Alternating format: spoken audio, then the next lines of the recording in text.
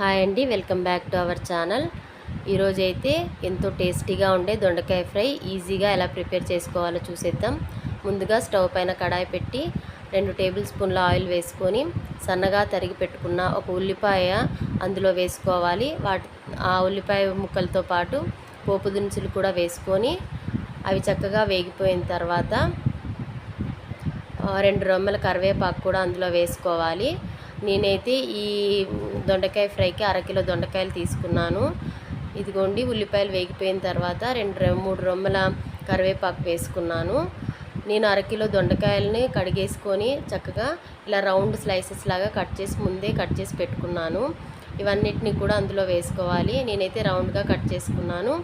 మీకు ఇలా ఇష్టం లేకపోతే మీకు ఏ షేప్లో నచ్చితే ఆ షేప్లో మీరు కట్ చేసుకొని వేసుకోవచ్చు. ఇలా సన్నగా తరుక్కోవడం వల్ల తొందరగా దొండకాయ వేగుతుంది. అందుకోసం నేనైతే ఇలా కట్ చేసుకున్నానండి.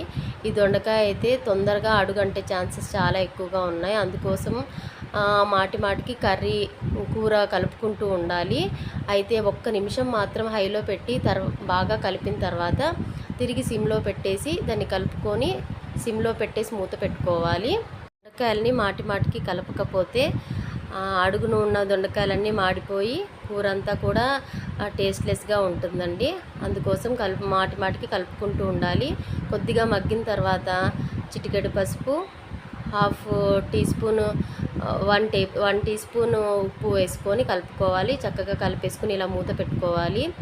అయితే ఈ దొండకాయలు జలుబు చేసిన వారు దొండకాయ కూర తీసుకోవడం వల్ల, అంటే ఫ్రైయే కాదండి, కర్రీ కూడా ఏది తీసుకున్నా దొండకాయ తీసుకున్నప్పుడు జలుబు నుంచి ఉపశమనం మనకు లభిస్తుంది. కానీ ఈ దొండకాయ వల్ల మతిమరుపు కూడా వస్తుందంటారు. కాబట్టి ఎగ్జామ్స్ టైమ్స్లో పిల్లలకి పెట్టకుండా ఉండడం ఎంతో మంచిది. కాబట్టి మీరైతే పిల్లల ఎగ్జామ్స్ ఉన్నప్పుడు దొండకాయ కర్రీ చేయకుండా ఉంటే పిల్లలకి మంచిదని చెప్తున్నానండి. అయితే ఈ దొండకాయ ఇలా మాటికి కలుపుకుంటూ ఉండాలి. కలుపుకున్న తర్వాత అది బాగా మగ్గిపోయిన తర్వాత 1.5 స్పూను కారం, అలాగే 1 స్పూన్ ధనియాల పొడి, ముందుగా ఎండు కొబ్బరినండి నేను మిక్సీ చేసి పెట్టుకున్నాను. అందులో కొద్దిగా ఉప్పు వేసి మిక్సీ చేసుకున్నాను. ఎండు కొబ్బరి చిన్న స్లైసెస్ లాగా కట్ చేసుకొని ఆ కొబ్బరి వేసి బాగా కలుపుకోవాలి. ఎండు కొబ్బరిలో కాల్షియం ఎక్కువగా ఉండడం వల్ల ఎముకలు కూడా బలంగా తయారవుతాయి. ఈ యొక్క ఫ్రైకి ఈ కొబ్బరి ఎంతో టేస్టీగా ఉంటుంది. ఇలాగ అన్నీ కలిపేసి పెట్టుకున్న తర్వాత ఒక 2 మినిట్స్ తర్వాత తీసి మళ్ళీ చక్కగా కలుపుకోవాలి. అప్పుడు అదంతా కూడా ఆ దొండకాయలకి పట్టేసి ఉంటుంది. చివరిలోన కొత్తిమీర చల్లుకుంటే దొండకాయ ఫ్రై రెడీ అయిపోయినట్టేనండి. ఈ వీడియో మీకు నచ్చినట్లయితే please like, share and comment. Thank you.